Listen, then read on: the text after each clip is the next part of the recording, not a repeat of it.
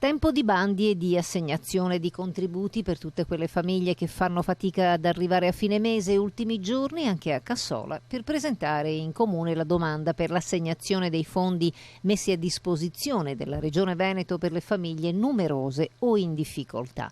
C'è tempo sino a venerdì 23 agosto per inoltrare la richiesta e produrre tutta la documentazione necessaria per ottenere gli aiuti economici stanziati da Venezia. Fondi che vanno comunque a quei nuclei familiari con ISEE non superiore ai 20.000 euro annui, in cui siano presenti almeno 4 figli, o per i genitori di 3 gemelli non ancora maggiorenni, o ancora famiglie monoparentali, ossia di genitori separati o divorziati con a carico figli minori.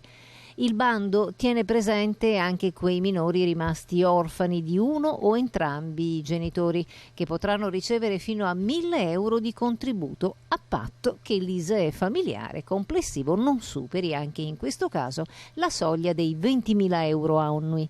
I moduli sono scaricabili dal sito del Comune, che recepirà le istanze sino alle 12 di venerdì 23 agosto. Per qualsiasi dubbio ci si può rivolgere agli uffici comunali.